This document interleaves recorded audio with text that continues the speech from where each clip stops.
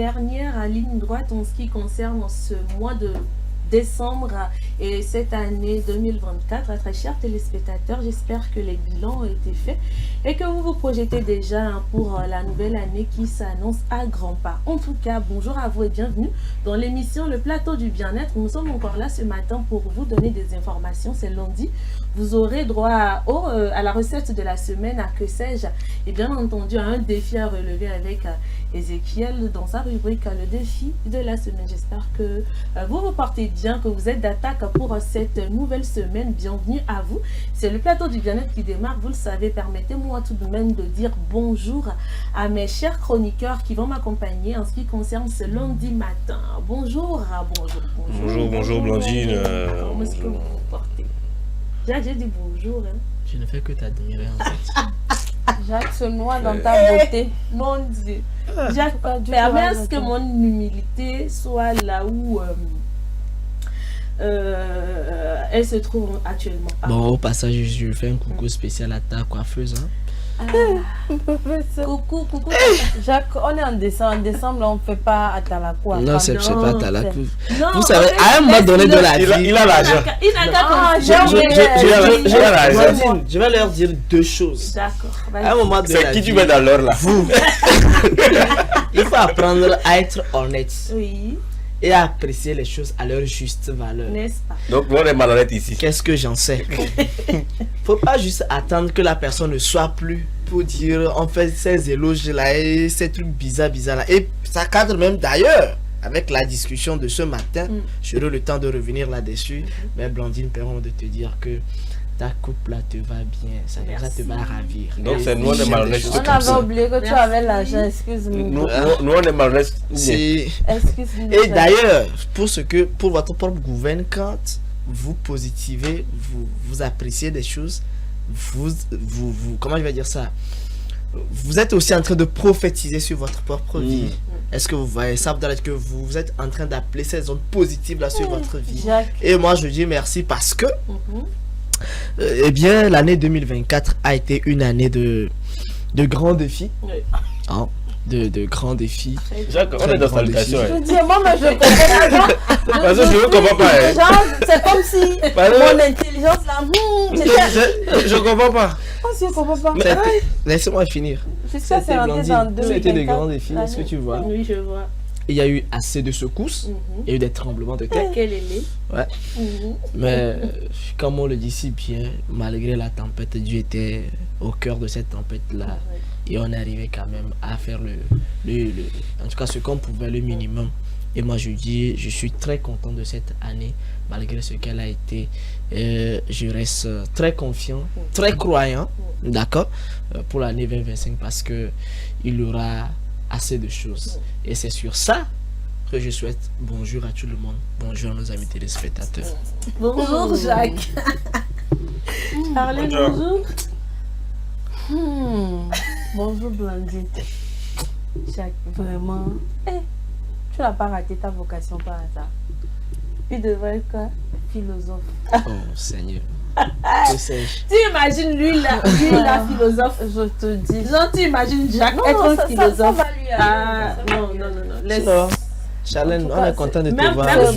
Même Socrate va s'asseoir et se dire yes. Il va apprendre beaucoup de temps. Non, lui là c'est quelqu'un. Je dépasse. Non, ne le sais Pour pas. revenir à ta salutation, Blandine. Bonjour Blandine. Bonjour Charlène, comment tu vas? Je vais bien. Je suis très heureuse de te revoir. Moi aussi, je suis très Tu nous as heureuse. énormément manqué.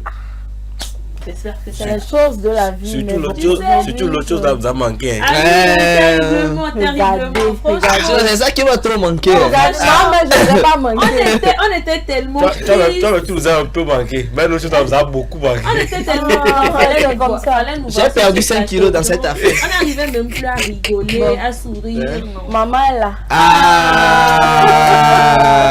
Dieu est grand. Bonne arrivée. Elle est là avec les bonnes choses. Aïe, oui, les bonnes choses. Eh bien, en Côte d'Ivoire, les gens cuisinent pour battre les records. Les records. Mais Jacques devrait postuler pour les plus longues introductions ou bien les plus longues salutations. Parce que si le record Guinness nous voit, mais descendez lui le record de la plus longue salutation au monde parce que quand on commence par des coiffures, revenir à l'année qui finit avant de dire pour nous souhaiter bon. Hey! Non. Vraiment, Jacques, il faut postuler, on va leur écrire. Ils sont très ouverts. On va te délivrer un record Guinness. J'imagine un peu dans sa vieillesse.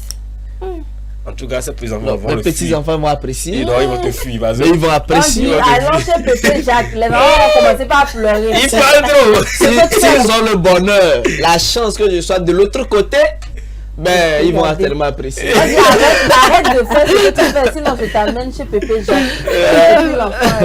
L'enfer réglo. En tout cas, moi, je suis ravi d'être avec vous encore ce matin. C'est un plaisir. Bonjour aussi à nos chers amis qui sont fidèles à notre chère émission. Et puis bonjour à vous tous ici sur le plateau. J'espère que vous allez bien et que lentement mais doucement nous tendons vers cette fin d'année. Est-ce qu'on se rend compte que c'est le dernier lundi de 2024? Oui, c'est le dernier lundi. C'est le dernier lundi.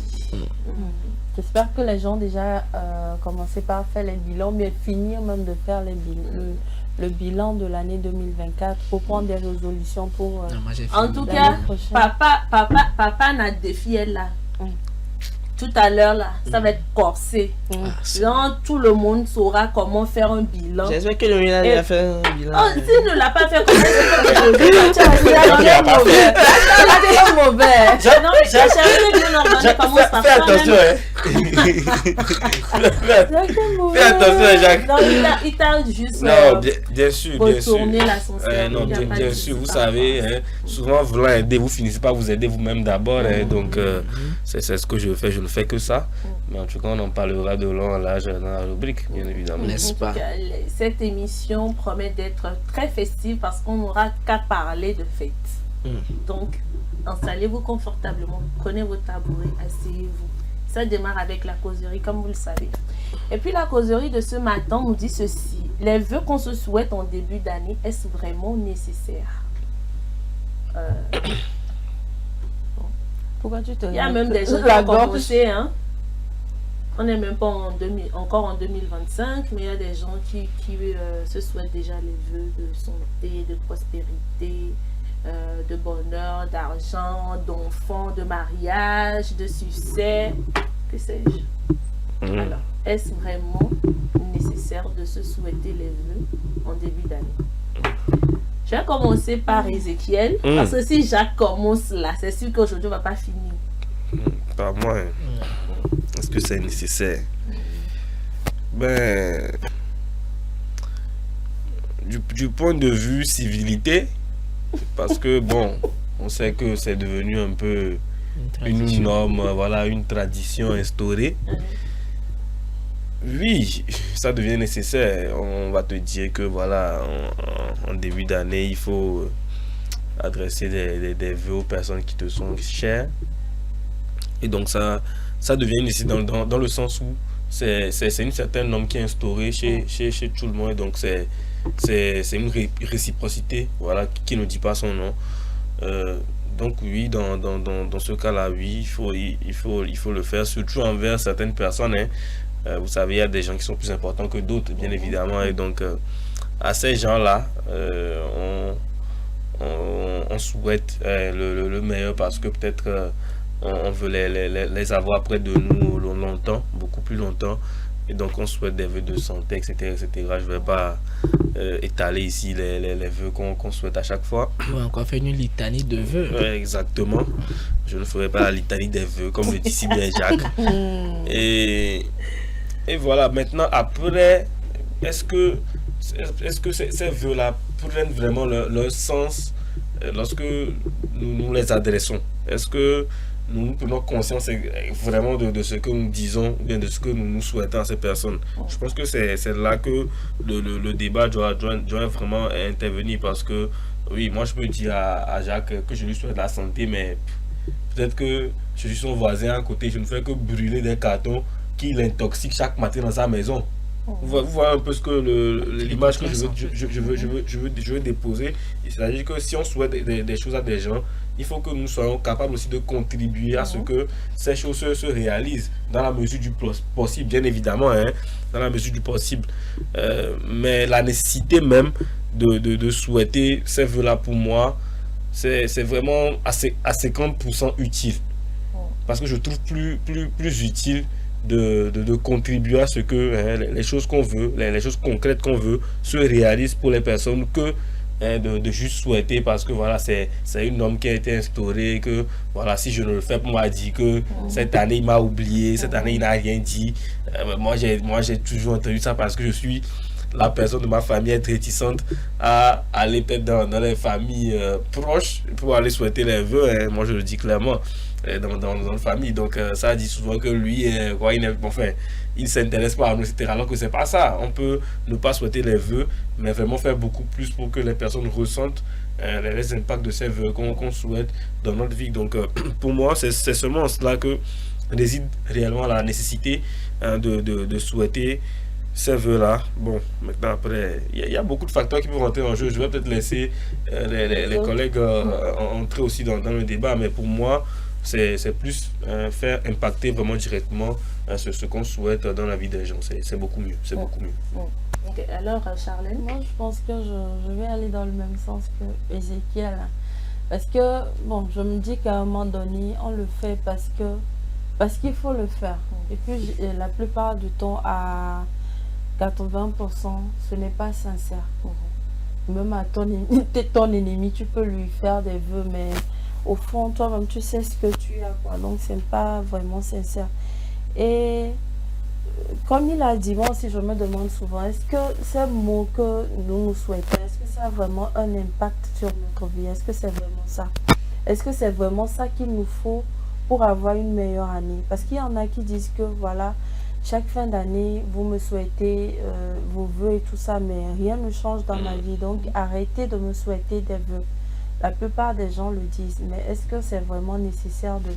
Moi, je ne pense pas, hein. Mais bon, je me dis peut-être qu'on peut se limiter à la famille ou des gens avec qui nous sommes vraiment proches. Et il y en a, ce qui m'énerve, c'est que quand on leur envoie des messages de vœux, ils transfèrent, tu vois, c'est transféré plusieurs fois. J'ai toujours voulu avoir l'occasion de parler de ça, mais aujourd'hui, là, je suis contente. Parce qu'il y en a là. Quand tu veux souhaiter vœux à quelqu'un, il faut le faire. Mais quelqu'un t'envoie un truc, tu transfères ça à tout le monde. Tu sens que, genre, la personne a fait ça juste comme ça, quoi.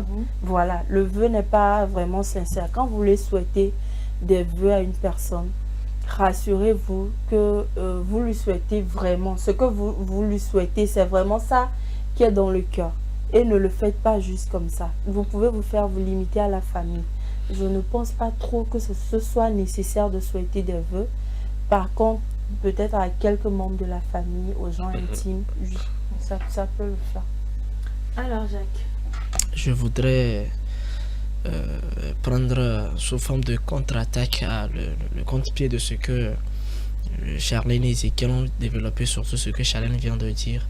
Moi, la première question que je me pose, c'est dans quel état d'esprit nous nous mettons pour justement accueillir ces vœux. Parce qu'il ne sert à rien de tirer à boulet rouge ces personnes qui tout le temps nous font des vœux et se dire après que ces vœux ne se réalisent pas.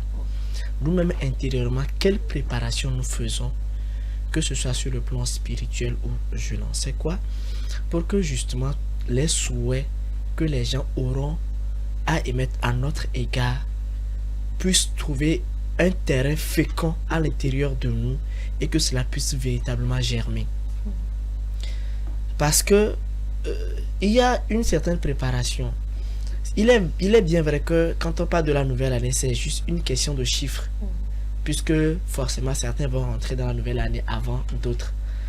Mais force quand même de constater qu'il y aura une nouvelle année. Maintenant, quelle disposition moi personnellement je prends pour que cette année soit bénéfique pour moi? Pour que tout ce que l'autre aura à dire de bien sur ma vie, que cela quand même puisse trouver une grâce. Puisqu'on nous fait savoir que notre langue a une puissance. Et ce qui sort de notre bouche en réalité est comme un feu ou bien est puissant en fait. Maintenant, si la personne est sincère ou pas, moi je suis sincère à l'intérieur de moi. Et moi, je veux quand même ce qui est bien.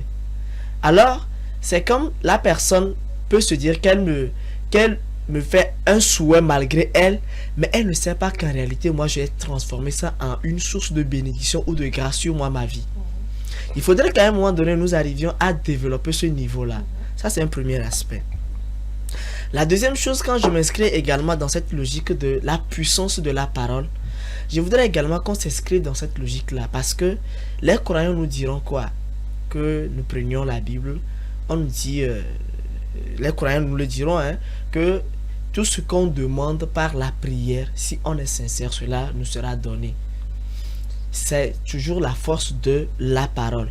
Alors, moi en retour, qui souhaite les vœux, c'est-à-dire que je me mets dans une dimension donnée pour proférer les bonnes choses sur la vie de l'autre personne.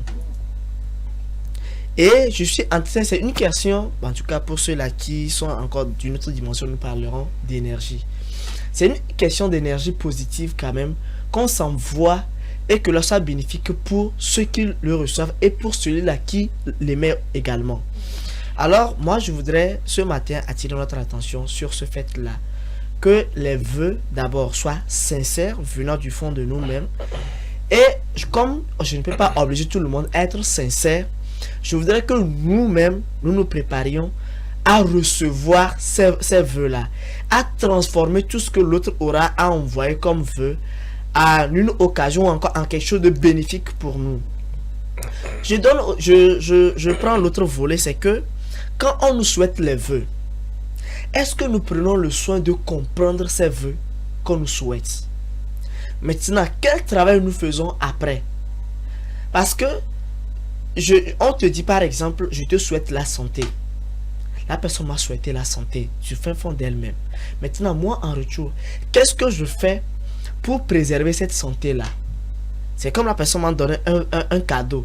Qu'est-ce que moi je fais en retour pour faire bon usage? On te dit, je te souhaite la santé. Si au cours de l'année, tu n'entretiens pas ta santé, tu mènes une vie qui n'est pas exemplaire, ne pense pas que parce qu'on a dit la santé là, ça sera une magie en fait. Je te souhaite la réussite. Alors, qu'est-ce que tu as prévu comme projet? Quelles sont les stratégies, quelles sont les démarches que tu as mis en place pour que justement je puisse connaître cette réussite-là? Si réellement j'ai mis des stratégies en place, ces grâces-là, ces vœux-là seront en quelque sorte quelque chose, en tout cas une magie qui viendra juste pousser pour que cela se réalise quoi. C'est comme on dit la chance, quand on va à l'examen, on dit il faut apprendre la chance, ce n'est que voilà, une infime partie qui viendra compléter ce qui est fait. C'est quelque chose du genre. Alors moi je voudrais juste nous appeler à travailler dans le silence, à travailler, à être vraiment de vrais combattants dans le silence et de prendre maintenant ce que les gens auront à souhaiter à notre égard, à réfléchir sur ces souhaits là et travailler sur ces souhaits. Voilà, c'est ce que alors moi en écoutant Jacques, je me suis rendu compte que ce qui fait que le débat existe aujourd'hui, c'est que c'est la présentation des vœux, c'est devenu quelque chose de banal. Justement. C'est ce qui fait que le débat existe. Mais pas chez tout le monde. Hein. C'est pas chez tout le monde, mais dans la plupart des cas, c'est devenu banal.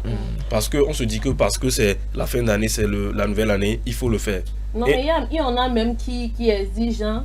Il y a des parents qu'on leur souhaite pas de vœux en début d'année. Non, mais carrément. Charlène a dit, pour moi, c'est impératif qu'en famille ça se fasse. Hein. En famille, c'est impératif que ça se fasse. Parce que ça peut renforcer des liens déjà. Parce que si vraiment on transgresse cette nouvelle année en oubliant ce qui est resté dans l'autre année, on peut faire un effort et le faire en famille pour peut-être consolider un peu les liens de famille. On est d'accord sur ça. Mais maintenant, ce que je veux dire, c'est tout ce qui tourne d'après autour de la famille, tout ce qui vient après la famille, peut-être entre amis. Déjà, bon, amis à quel degré aussi. Hein. Même dans la famille, parfois les vœux ne sont pas sincères. Ouais, clairement, parfois c'est beaucoup plus sincère en amitié qu'en famille aussi. Mais ce que moi je veux dire, c'est que c'est la banalité qui tourne autour de cette présentation de vœux aujourd'hui, qui fait que le débat hésite. Sinon, en réalité, comme Jacques l'a dit, c'est quelque chose de fort qui se passe quand même lorsqu'on présente des vœux à quelqu'un, que ce soit pour cette fête d'année, une nouvelle année ou encore pour les anniversaires, etc. Justement. Vous voyez, c'est quelque chose de fort normalement qui se passe. Mais c'est devenu tellement banal qu'aujourd'hui, bon, on le fait juste pour le faire. Ça veut dire que si je le fais pas, ça va parler, non, donc je vais le faire. Donc je vais le faire et puis ça passe. Et c'est là que la sincérité dont parle Jacques prend tout son sens. Il faut qu'il y ait une certaine sincérité autour de la chose pour que les gens puissent bénéficier réellement des paroles qu'on prononce envers eux. Donc pour moi, c'est d'être capable de soustraire cette banalité-là de la chose pour que les gens puissent réellement profiter et voilà, recevoir vraiment ces vœux-là. Donc c'est ce que je voulais ajouter un peu à ce que Jacques a dit, ce que Charlène aussi avait déjà commencé à dire aussi. Et est-ce que parfois on se rend compte que je peux me dire, je vais faire un vœu à Blandine ou à Ézéchiel, je vais dire quelque chose qui en réalité ne vient pas de moi. Je l'ai dit juste comme ça de façon banale, mais ça va vous étonner qu'après la chose va se réaliser. Il y a tellement de choses. Je lui ai souhaité de tomber enceinte. Elle est tombée enceinte. Ça va arriver comme ça, on va se dire, ben, je l'ai dit comme ça, juste comme ça. Mais c'est parce que il y a quand même que je déjà voulu passer par cette personne-là pour te le souhaiter, quoi, pour que cela advienne. Donc, et c'est un moment. Et puis, bon, certaines personnes aussi, ayant un peu de jugeote ou encore un peu de, voilà, soyez un peu, qu'il y ait un peu de réflexion dans les vœux. Parfois, il y a des vœux, quand tu entends, tu te poses la question, mais enfin, c'est une plaisanterie ou c'est quoi? Mais vous voyez, on se dit, mais c'est quoi en fait? C'est quoi la finalité? Mais ceux-là aussi, peut-être qu'Ézéchiel a effleuré un peu le sujet, il y a certaines personnes qui te souhaitent, comme Blandine l'a dit, de tomber enceinte. Elle est tombée enceinte, mais au même moment, la même personne va s'énerver. Ah bon? Donc elle est tombée enceinte, elle est ceci, elle est cela. Finalement, où est le bien que tu as proféré à l'endroit de cette personne? Tu lui as souhaité le meilleur vient dans sa vie, il faut accepter. Tu te dis que ben, si c'est moi qui l'ai dit, et que justement ça s'est concrétisé dans sa vie, ça doit dire qu'elle va bénir toutes ces personnes-là qui ont eu de bonnes intentions envers elle, et forcément j'aurai un retour, j'aurai ma part aussi. Même si c'est pas cette année, un jour ou encore dans une situation donnée, l'une de ces grâces viendra m'aider sans que je m'en rende compte. Le monde est tellement fait de beaucoup de choses que soyons juste sincères et juste envers nous et envers les autres. Je vais dire un petit truc s'il te plaît. Jacques a parlé de la force, la puissance de la parole. À tous ceux qui n'ont pas souvent des vœux à la fin de l'année, moi je pense que dès que tu es là, tu prophétises sur ta vie, même si tu n'as pas de vœux, tu prophétises sur ta vie. Je suis d'accord. Genre, Dieu agit en fait quoi, voilà. Ce que nous disons sur notre vie, ça se réalise en fait. Donc, c'est l'important. Quand vous n'avez pas de vœux, ne vous fâchez pas, prophétisez sur votre vie, c'est l'essentiel. Merci beaucoup. Et que dire de plus? Bon, merci à tous, hein, de toutes les manières. Chacun saura faire la part des choses. C'est important, c'est vraiment important de se souhaiter les vœux, mais que ça soit vraiment sincère. Et je vais revenir sur ce que Jacques a dit. C'est important de ne pas être jaloux quand les choses qu'on souhaite à d'autres personnes se réalisent. Tu lui as souhaité les choses, la chose s'est réalisée forcément, elle va bénir toutes les personnes qui ont contribué à ce que ça soit effectif. Elle va bénir Dieu et tout. Et donc, après, tu reçois cette grâce-là. Donc, c'est cette année quand même qui arrive de ne pas trop être jaloux du bonheur des autres, parce que quand on est heureux pour une autre personne, forcément on reçoit la grâce en retour. En tout cas, nous sommes en période de fête. Hein, je souhaite à ce que vos vœux se réalisent tout simplement. Il a commencé aujourd'hui parce que c'est le dernier lundi de l'année 2024. Donc voilà, je vous souhaite que du bonheur surtout. Je vous souhaite de toujours suivre le plateau du bien-être, n'est-ce pas? Qui n'est pas d'accord avec moi? C'est bien de cela qu'il s'agit là. Eh bien, c'est tout pour la causerie de ce matin. La causerie nous disait que les vœux qu'on se souhaite en début d'année, est-ce vraiment nécessaire? Nous allons y aller avec l'info du jour.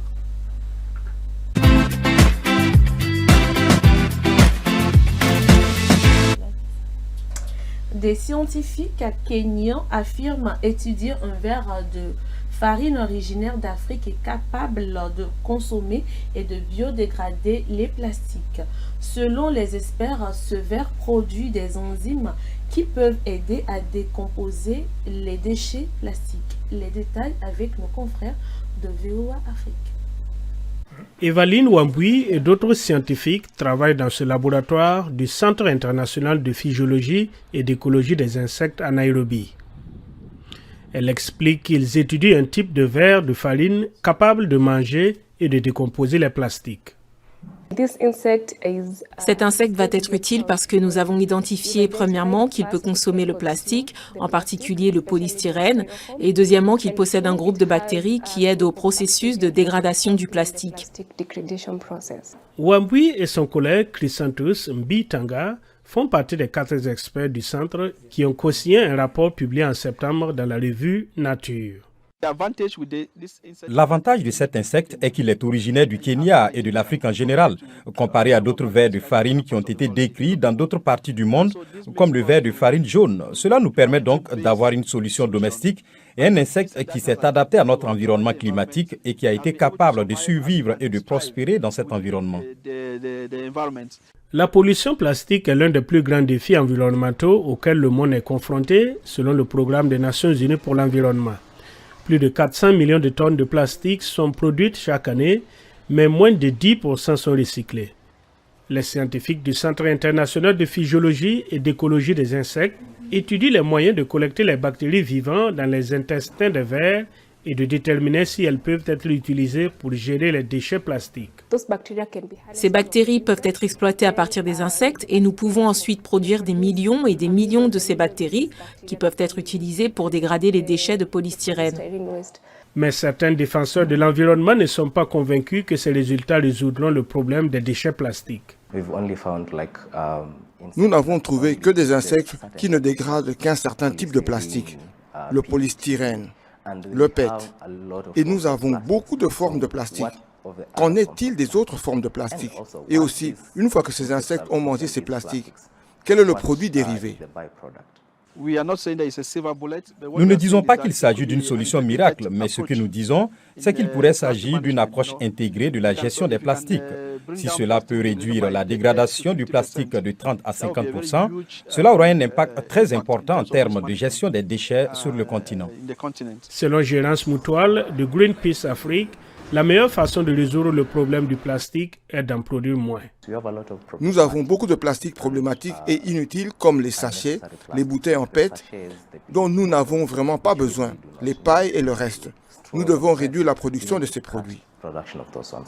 Moutoual explique que le Kenya est l'un des 34 pays qui ont interdit les sacs plastiques à usage unique en Afrique, alors que le continent continue de se battre avec le problème de la pollution plastique.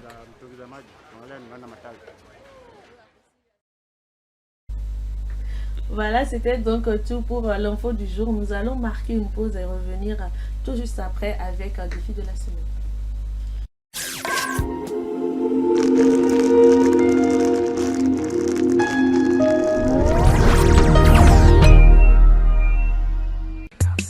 L'amour, c'est des hauts, c'est des bas. Et quand la femme dit non, c'est vraiment non.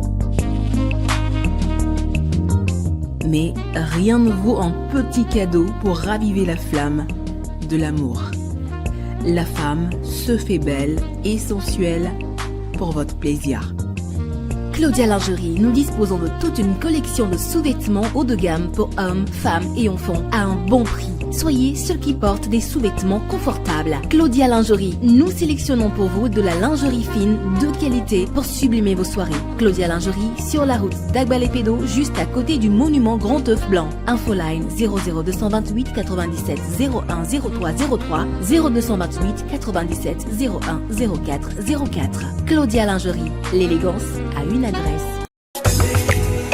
M-Afrique, Association internationale des médecins pour la promotion de la santé en Afrique, première ONG internationale d'origine africaine spécialisée dans les actions médico-chirurgicales humanitaires. M-Afrique, c'est la promotion de la santé et l'éducation pour tous en Afrique. M-Afrique est membre du Conseil économique, social et culturel de l'Union africaine, le COSOC UEA, également accrédité à le COSOC ONU. Les médecins de M-Afrique, présents en Afrique et en Occident, réalisent chaque année plus de 2500 opérations chirurgicales et 25 000 consultations médicales spécialisées gratuites en zone rurale et périurbaine en Afrique. M-Afrique, c'est la formation continue des acteurs de la santé, la recherche, les missions médico-chirurgicales humanitaires foraines gratuites, la lutte contre les maladies transmissibles et non transmissibles, la promotion de l'éducation pour la santé, le développement communautaire. M-Afrique, une nouvelle vision de la solidarité africaine. M-Afrique, c'est amener l'hôpital vers les populations rurales et vulnérables.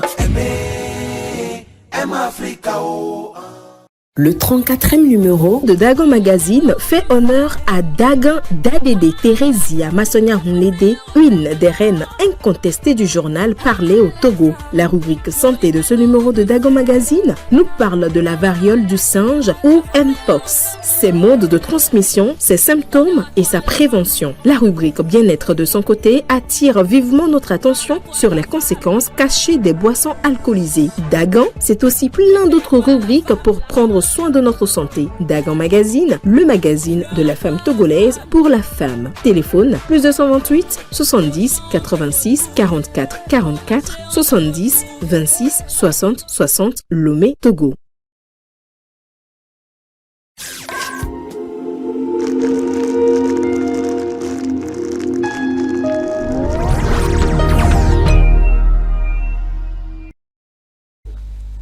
Voilà, l'émission Le Plateau du Bien-être se poursuit et je vous le disais avant qu'on aille en pause que nous avons aujourd'hui le défi de la semaine et ce sera bien entendu avec Ezekiel Arob. Allons-y.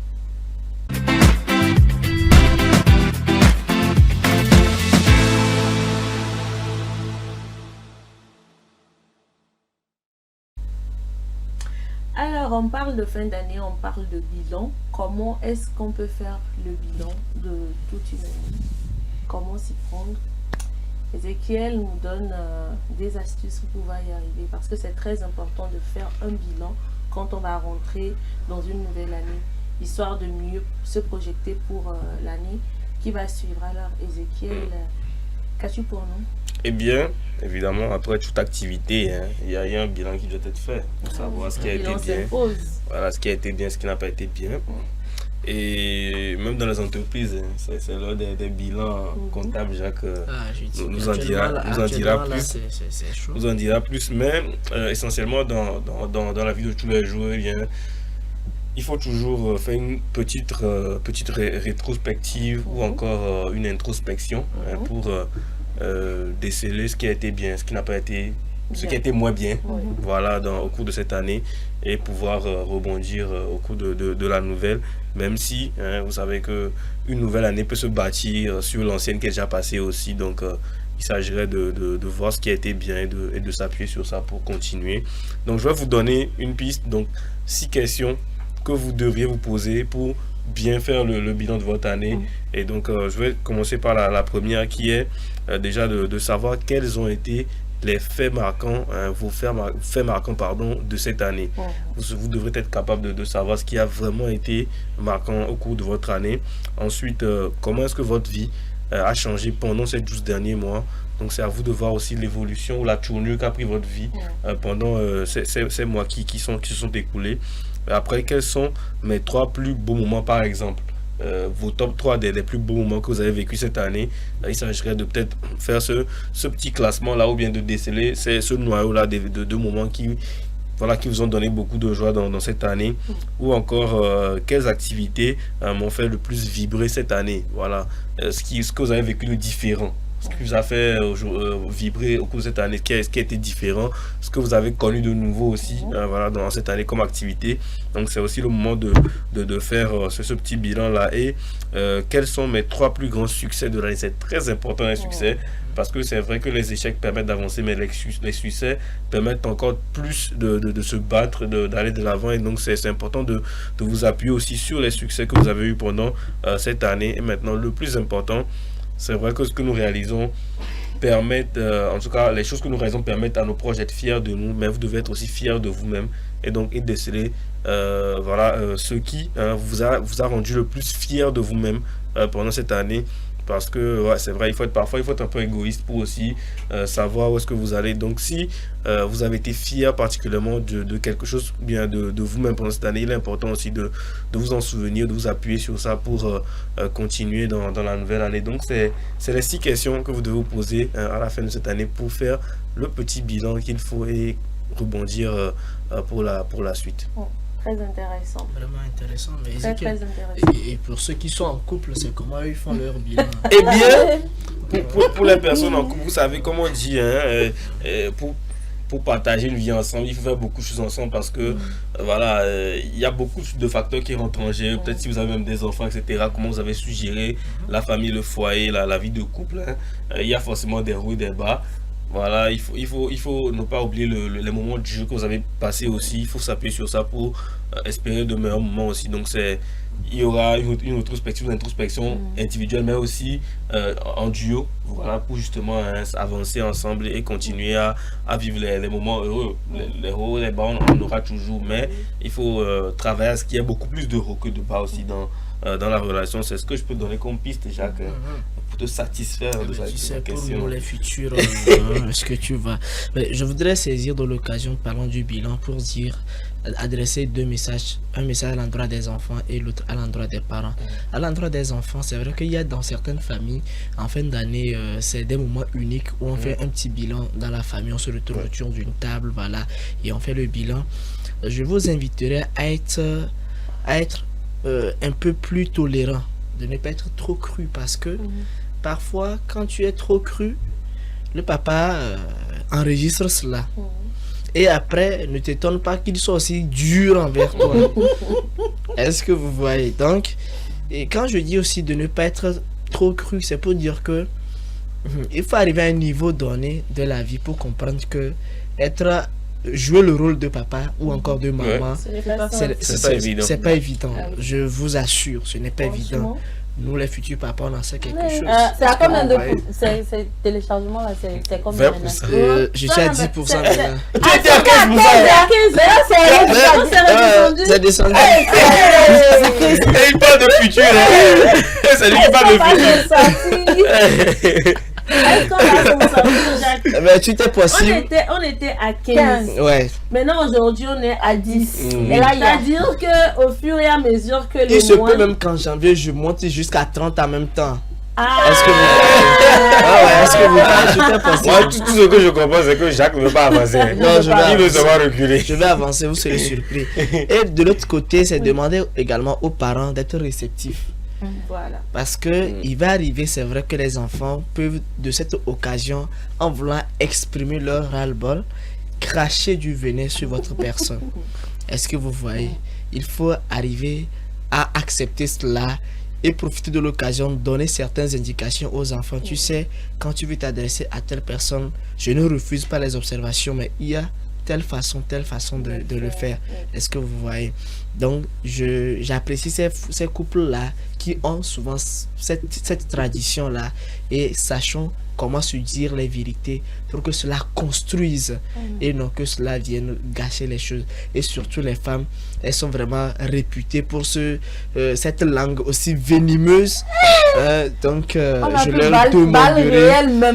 leur demanderai de faire preuve de diligence. En tout cas, moi, ma rubrique est finie depuis. Merci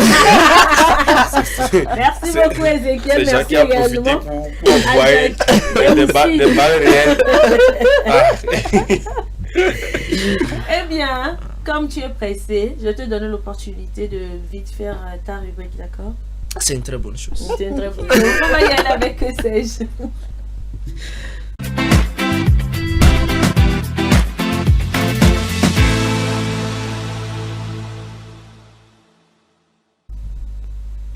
Que sais-je, la rubrique qui rend le savoir contagieux. Aujourd'hui, Jacques Sarah a décidé de nous transporter vers l'univers des soulards. Nous allons parler de la gueule de bois. En gros, on va parler du matin du 2, quoi. Non, est-ce que c'est le matin même ça? Peut-être même c'est le premier. Attends, c'est le matin du premier. Parce que le 31 là. C'est ce que vous prévoyez. On va se laisser. C'est ce qui se fait. On essaie de réfléchir à retrouver la place de tout le monde. On se rend peut-être à la messe le 31. On revient autour de 1h et quelques comme ça. Oh, la fête démarre. Je vous attends ici le 2. C'est tout ce que moi j'ai à dire aujourd'hui. Est-ce que vous pouvez venir faire l'émission là? C'est tout ce que moi j'ai à vous dire. Je vous attends ici le 2. Si je viens ici le 2 avec des verres. Non, le premier avec des verres. Ne lui posez pas de questions. Même le premier. C'est que j'ai Apollo. Les amis, tu joues avec modération. C'est que j'ai Apollo. Vous me faites peur de deux là. Non, en fait, le truc c'est que le premier là, on est ici. Une chose est sûre, à 10h30, on va bien servir nos téléspectateurs. Donc, quelque chose qui va se passer le 31 dans la soirée, je veux dire, parce que demain matin, on est là. On est au boulot jusqu'à 1h. Maintenant, quand on rentre et tout, on fait nos petits. C'est pas comme il y a le bien-être là. Le lendemain matin. C'est ça. Non, rien à voir. Regardez. C'est pas vous, c'est pas vous. Quoi, bien-être évaporation là. Je vous sers, n'est-ce pas? Parlant de gueule de bois, est-ce que vous savez ce que c'est que la gueule de bois? Bon, dis-nous. Ézéchiel. C'est pas quand t'as gueulé en bois. Non, mais plus sérieusement, c'est l'état dans lequel on se retrouve lorsque on a un peu abusé du soirée arrosée. Exactement. Donc, je ne vais pas plus loin de la substance. Ézéchiel a trouvé les mots juste. Abusé et arrosé. Est-ce que vous voyez? Je suis inspiré ce matin. Mais je me demande, est-ce que quelqu'un va faire cette expérience-là? Ah, mon frère. Comment est-ce qu'elle s'est ressentie? C'est quand l'effet de l'alcool. La façon qu'elle arrive là. Elles ont fait. Ça va même. On va pas raconter tes secrets. C'est pour ces personnes qui ne parlent pas souvent. Je te demande même comment tu as fait pour retourner chez toi à la maison. Quand tu te réveilles le matin, tu dis oh, en tout cas, les secrets vont sortir. En tout cas, moi j'ai jamais connu ça. Moi j'ai jamais connu ça. Tout le frère est semblant même. C'est quand tu portes tes verres fumés là. Quand tu viens sur le plateau. Bon. Pourquoi tu me manges comme ça? Jacques, on peut aller. On le laisser. Tu n'as qu'à aller. Je vais mentir en même temps, comme ça le 31 va me pardonner, je vais avancer. Est-ce que vous voyez? On voit ça, on va très bien. Donc, parfois c'est très insupportable. Oui. Et il y en a même qui vont jusqu'à dire je vais mourir. Tu ne vas pas mourir. Est-ce que vous voyez? Alors très rapidement, il faut comprendre que il y a plusieurs paramètres qui entrent en jeu et on devrait profiter de cette rubrique-là, comprendre que qu'il n'est pas aussi bien de faire un mélange. Parce que généralement, c'est le mélange là qui nous tue. Je prends le vin, surtout le vin qui n'aime pas faire souvent de mélange. C'est comme l'embouchure. Le vin là, c'est... il n'aime pas être embêté. Il n'aime pas être embêté. Vous prenez le vin, après vous faites un mélange avec un whisky. Et après c'est la bière, vous déposez vous mettez dessus. Ben, je vous assure que vous créez tout un mélange. Et pour notre information, l'alcool est rapidement absorbé dans le sang par l'estomac et l'intestin grêle.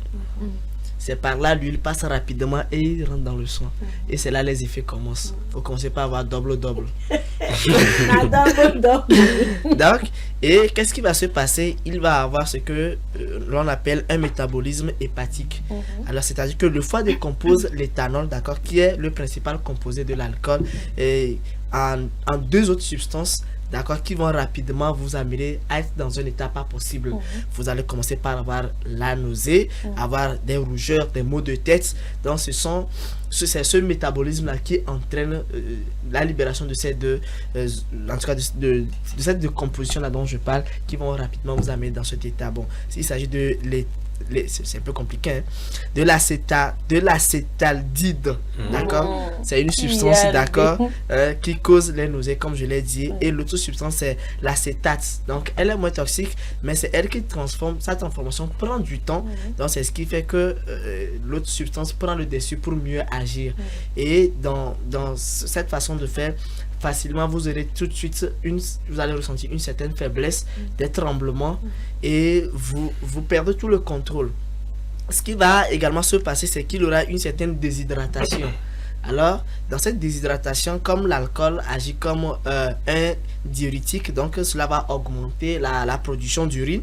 D'accord, cela va entraîner également une perte excessive d'eau et de sel, donc on va carrément se déshydrater. Et quand, vous savez même quand on n'est pas hydraté en pleine journée, on est déséquilibré, on ne tient pas. Donc imaginez, vous avez ingurgité l'alcool à une quantité pas possible, vous avez perdu les os, donc vous n'êtes plus vous-même. Donc franchement, tout va vous dégoûter et tout va vous sembler comme si vous étiez dans un autre monde carrément. Et moi je dis c'est de la torture, hein. On voit le papa des cela va s'enchaîner par une certaine sécheresse de la bouche, d'accord, il y aura une certaine sécheresse de la bouche et une certaine fatigue et l'étourdissement. Surtout cette partie m'énerve. Ah bon? Parce que je ne dis pas m'énerve, je ne parle pas de la personne Jacques, mais je parle de la personne X en face de moi, n'est-ce pas? C'est-à-dire que c'est Sharon qui est en face de moi. Je ne suis pas très en face de lui, je suis un peu biaisée. C'est-à-dire que quand ces personnes sont à ce stade-là, elles commencent par raconter du n'importe quoi, elles deviennent de tout petits enfants et c'est vraiment insupportable. Et j'ai parlé des vomissements parce qu'à un moment donné, on ne tient plus. Et il y aura également... Tu te rappelles la nostalgie? Non, c'est que je suis... Je la description me fait voir beaucoup de choses. Est-ce que vous voyez? Il y aura ce que nous appelons une baisse de la glycémie. Et c'est beaucoup compliqué. Cette baisse de la glycémie, pourquoi? Parce que le foie priorise le métabolisme de l'alcool au détriment de la régulation de la glycémie. Voyez-vous cela? Alors cela va entraîner quoi? Les faiblesses, comme je l'ai dit précédemment, et une accumulation de la toxine, de toxines, d'accord, qui vont s'accumuler dans le corps. Et lorsque le foie ne pourra pas, d'accord, transformer assez vite, d'accord, ces toxines-là, cela va vous entraîner, voilà, ces bouffées de chaleur, ces sensations de malaise et voilà, les maux de tête. Donc, de façon ramassée, c'est ainsi que cela se passe, c'est comme ça les choses se passent lorsque nous avons la gueule de bois. Et il faut également rappeler que le foie ne peut pas traiter, qu'environ une unité d'alcool par heure.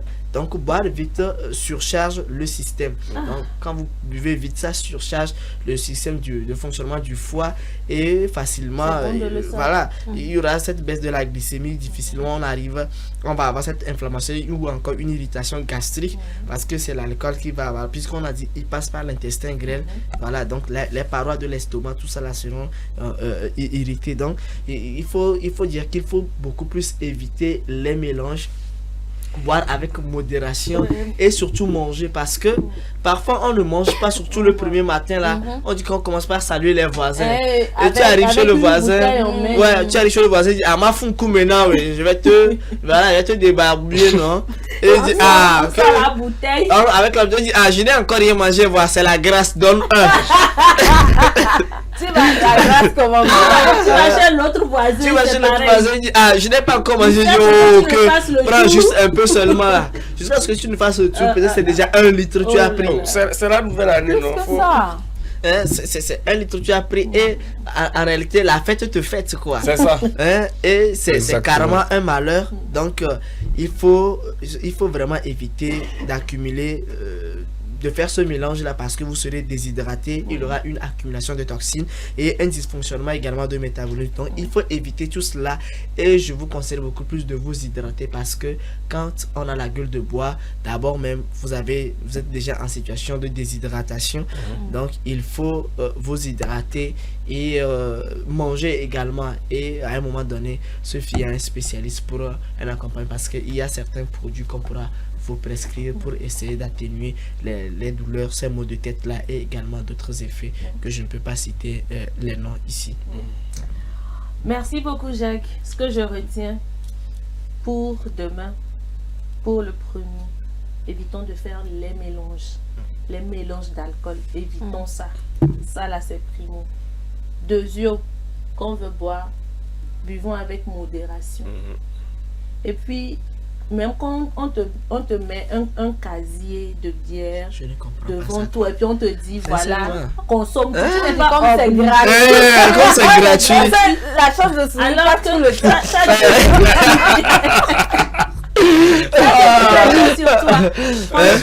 franchement, arrêtons. Parfois on dit il nous a invités, non? On va le montrer. Et il y a souvent des filles qui se mettent à pleurer. Pourquoi tu pleures? Tu as pris, non? Il faut supporter.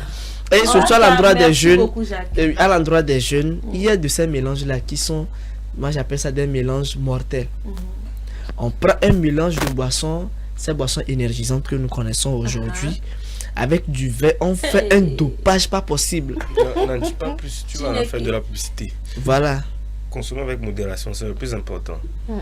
Avec modération, toujours avec modération, parce que c'est vrai que même si tu dis je vais prendre un peu de ceci, un peu de cela, à la fin c'est le mélange qui fait qu'on passe dans une autre dimension. Donc avec modération, enfin vous n'êtes pas obligé de tout consommer le même jour quoi. La fête continue jusqu'à, au moins on dit souvent que c'est jusqu'à au 20 janvier que la vraie fête s'arrête. Donc voilà quoi, étaler ce que vous voulez prendre sur la même journée là jusqu'au 20 janvier, c'est mieux que de tout consommer le même jour. Connaître son organisme, voilà. Connaître sa limite. Sa limite. Exactement.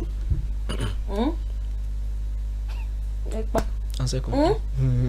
Ils ont compris. On s'est compris, hein. Moi, je veux vous voir en forme ici. C'est bon, passons à l'essentiel. Je veux vous voir ici. D'ailleurs, même l'émission est finie. Non, mais c'est moi qui fais ça. Tu vas finir, ça va voir ici. C'est ça, je flaisse qu'elle tu prends la place. Oh! J'ai pas besoin de parler, je veux continuer ici. Je veux continuer ici. Nous allons marquer une pause. Les garçons très pressés. Recette de la semaine passive.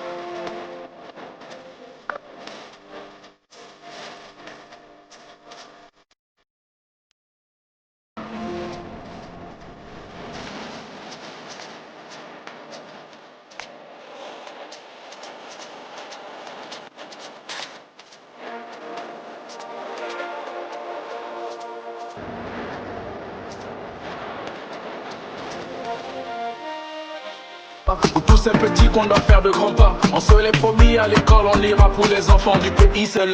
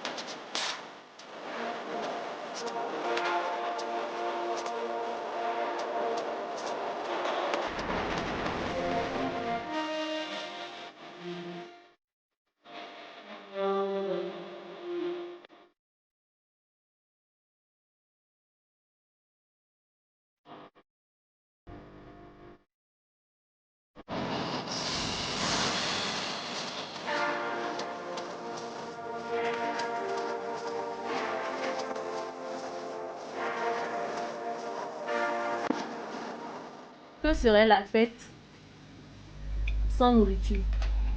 T'inquiète pas la fête. En tout cas, Charlène nous propose aujourd'hui des apéros de Nouvel An. Apéro? Ma foi. Oui, apéritif quoi. Dans le jargon, on dit apéro. Voilà. Tu maîtrises. Ah, mon frère, que veux-tu? Je peux y aller, je peux me lancer. Bien sûr. Non mais attends. Quand on arrive ici là. Attends d'abord le jingle. Ok. Excusez-moi, j'étais. Sinon on était suspendu à tel level. On attend le jingle.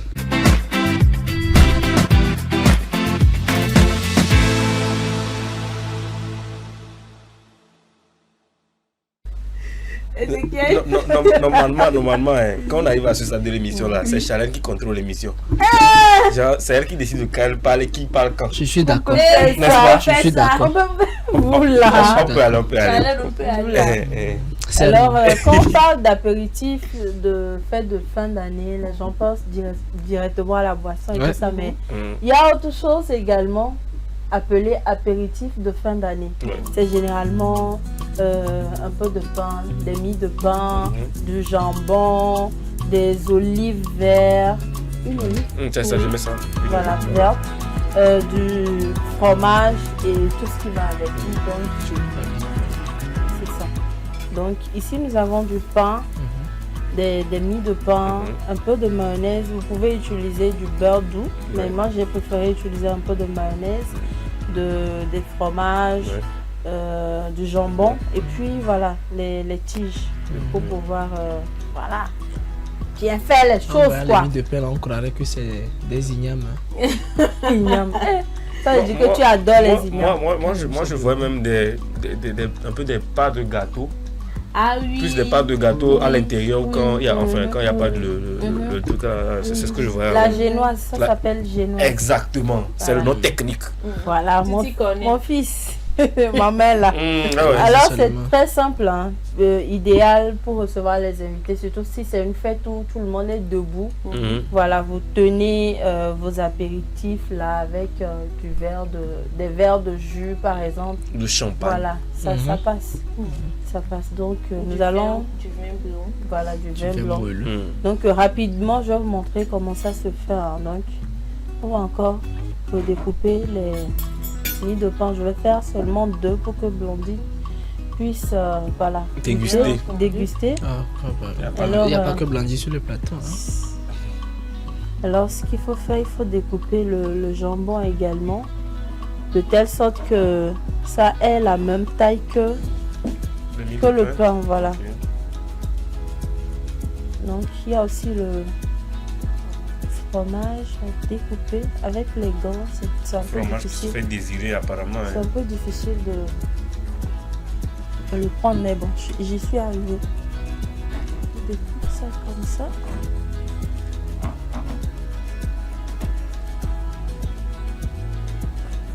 Pour que ça ait également la même taille que le pain. Maintenant, qu'est-ce qu'il faut faire? On prend les pics dents qu'on introduit dans l'olive et puis je vais ajuster mon pain.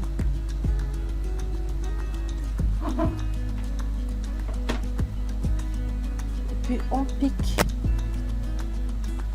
On pique. Vous pouvez doubler le pain si vous voulez. Okay. Ou vous pouvez laisser ça comme ça. Et si vous voulez aussi... Mais et le beurre? Oui, c'est ce que je vais faire. Okay. Vous pouvez faire sans mayonnaise. Et avec. Et avec, voilà. Maintenant, vous prenez un peu de mayonnaise. Vous le mettez, vous l'étalez sur le pain. Vous le déposez, vous prenez votre pic, vous prenez du jambon, vous faites comme ceci.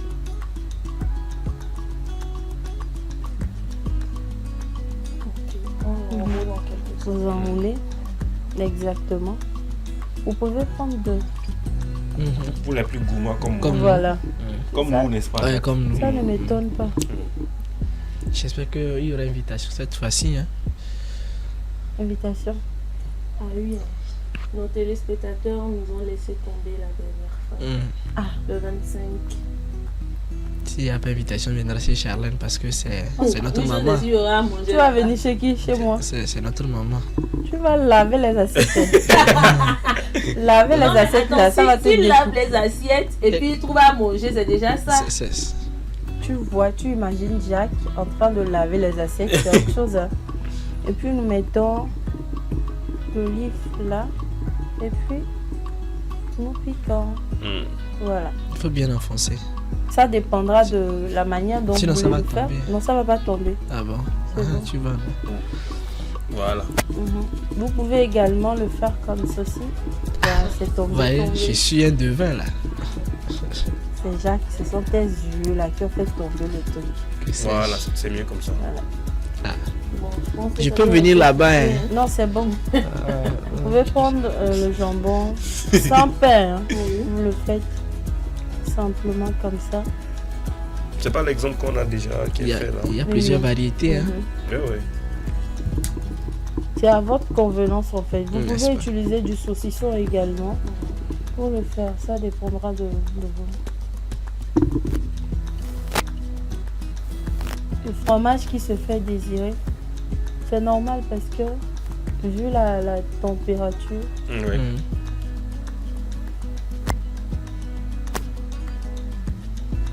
Puis avec l'olive. Le livre là, ça se mange, n'est-ce pas? Oui, ça se mange. C'est très bon. Donc, c'est un peu ce qu'on peut avoir pour nos invités, pour les fêtes de fin d'année. On peut le faire coucher. Je ne sais pas si les téléspectateurs pourront voir ce que ça a donné. Donc, c'est un peu ça. Nous avons également cet exemple-là. Et puis, ceci. Je dis seulement, nous sommes, on va déguster. C'est vrai, ça fait 3. Ouais. Ça... Ok, tu prends celui qui est ici. Pas de problème. Il n'y a pas de problème. Donc, voilà un peu. On a vu, c'est très joli. Tu peux faire passer ça. Bah oui, obligatoirement. Comment obligatoirement? Bon. Ezekiel. Passation de service. Oh non, envoyez-moi seulement. Mon cœur. Peu importe ce que c'est. Moi je vais prendre le plus gros. Voilà, ça c'est non. Ah, toi aussi. C'est à discuter. On peut faire ça. Bien. Bon, servez-vous. Les prochaines fois que ce soit comme ça. Hein. Ok. Prends ça, petit frère. Bon. Voilà un peu. Tu vois ça là, c'est pour les personnes esquises. Les personnes raffinées. Voilà, donc. Mon frère, ne trouve pas des mots de consolation. Hein. Est-ce que vous aimez les olives? Bon, moi, je préfère plus les noix, mais généralement j'aime les olives. J'ai regardé ça. Il a déjà. Il y en a qui adorent les olives. Moi j'adore. Ils aiment manger ça tout simplement comme ça. Les olives. Si vous n'avez pas des olives, vous pouvez utiliser les cornichons. Moi, les olives, j'adore. J'ai qu'à démissionner à faire d'olives. C'est pas toi qui aimes goûter. Tu dis, tu aimes goûter, tu aimes goûter. On va continuer avec la suite.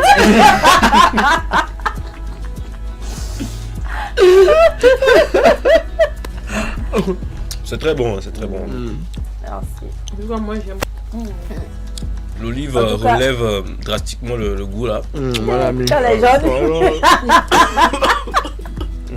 Vous pouvez utiliser du cornichon si vous n'avez pas. Mieux. Voilà, les olives. C'est encore mieux. Du cornichon, ça passe également.